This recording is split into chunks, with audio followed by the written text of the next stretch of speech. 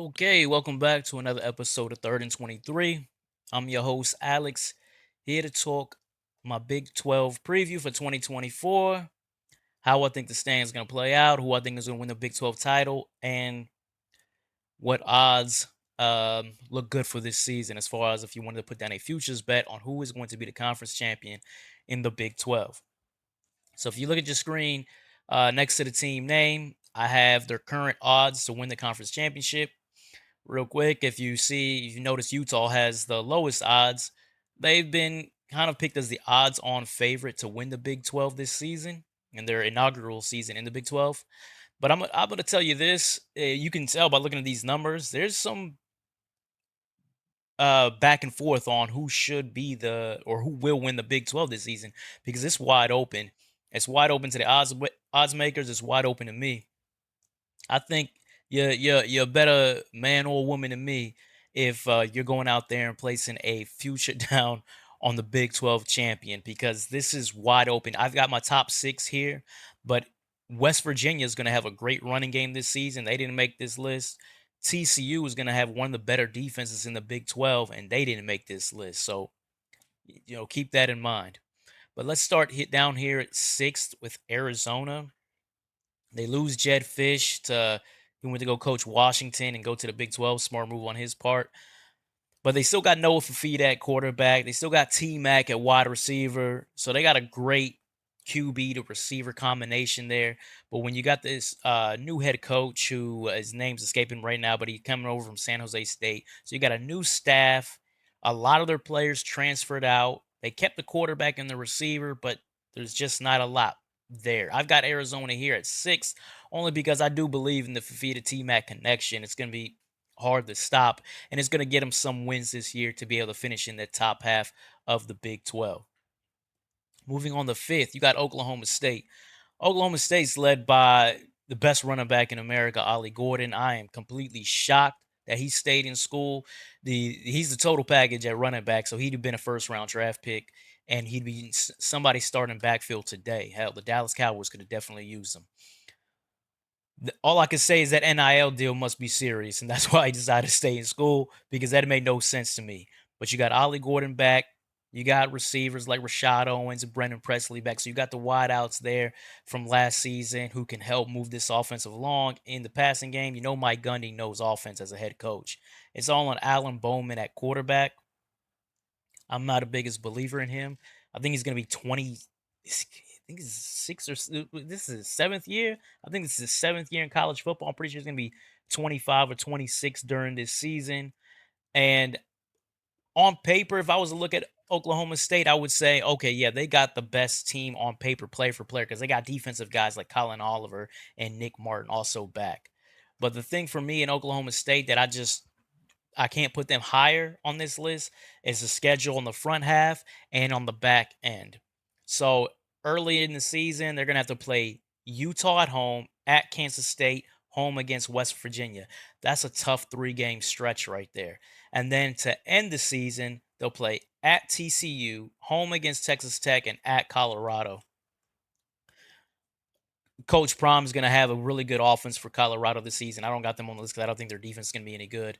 Texas Tech has an outstanding running game, and like I already talked about TCU and a great defense. It's two of those three are going to be on the road. So I can't put Oklahoma State any higher because I think their schedule doesn't do them any favors. And when you got a wide open conference like the Big 12 is going to be this season, I think schedule is going to really dictate who makes it to the Big 12 title game. So that's why I got Oklahoma State fifth. Fourth, I'm going with Iowa State. I'm a believer in Matt Campbell, the head coach. I think he's proven that he knows what he's doing, even though he doesn't have the greatest roster around him. I mean, it's going to be hard to recruit to Ames, Iowa, right? But he brings back his quarterback, Rocco Beck, was a freshman last year. He was kind of, but he was just a freshman, so you're going to see some improvement there. He's got his receivers back. Jalen Noel, for example, is back. He's a pretty explosive player. But they also bring back the running back who was a freshman last year, Abu Sama. He finally got some burn towards the end of the year. Man, that dude's serious at running back. I think he's the type of guy you're going to see break out as a star in the Big 12 this season. He's got that kind of potential. I like them defensively too. They got Jeremiah Cooper back at safety, who might be the best defensive player overall in the Big 12. They got other safeties back as well. Miles Purchase is back at corner. He could step into that number one corner role this season. I think he'll be pretty solid in that role. Up front, Nick Singleton. I'm sorry, J.R. Singleton up front is gonna be the leader of the defensive line up front. So they got some players on offense and defensive side of the ball that they could also is our team that could rate higher up this list. And why don't I have Iowa State up higher on the list? Again, we're talking about schedule. Check out their last four games of the year: at Kansas, home against Cincinnati, at Utah, home against Kansas State. I mean, that's three or four that they're probably going to lose to end the season, right? So I can't put them any higher because of schedule. Now we go to Utah. This is the favorite to win the Big 12 if you're looking at the preview magazines and everything like that. I don't put Utah in the Big 12 title game, and I'm going to tell you why. Cam Rising, the quarterback, he's coming back after missing all of last season when he tore his knee up the year before in the bowl game. Man, the guy hasn't played football in over a year. So when are you seeing guys who haven't played football in over a year come in and just look crisp, hitting on all cylinders? I don't see it. They lost their number one wide receiver, Devon Vela, who got drafted. So they had an NFL wideout last year. He's gone. The running backs transferred out. They're gone. Uh, I mean, Cam Rising doesn't have to carry the load on offense, and he hasn't played football in over a year. So I don't believe in the Utah Utes offense this season. I got to give it to Kyle Whittingham as a coach. He always feels a great defense. Defense is his forte, and they're always good on that side of the ball. They lost some guys on defense too, though. I don't think they're going to go down the toilet defensively. They're probably still going to be solid, and I believe in Whittingham as a coach. So I got them third, just out of respect for him, but I don't think they're going to be good enough to get to the Big 12 title game because I don't think that Rising is going to be the Rising he was before, which he wasn't even like that before, but he was a good quarterback. So I got Utah third. So now to my two Big 12 participants, I'm going with Kansas State. Kansas State is all about Avery Johnson right at quarterback. Now he got all this. He was getting some Tim Tebow comparisons. If you watched K State last year, which you probably didn't, but I watch everybody, so I got to know this, right? Second half of the season or kind of in the mid-season, he was getting some burn and he was getting some Tim Tebow comparisons when he would come in and for Will Howard at quarterback and like take a series here and there. I'm tell you right now, Avery Johnson has wheels. He wasn't asked to pass the ball that much, so it's that part is hard to say. But I'm a believer. The odds makers clearly are a believer. I think the kid can rock. So you got him back. DJ Giddens is back at running back. He's got his receivers back.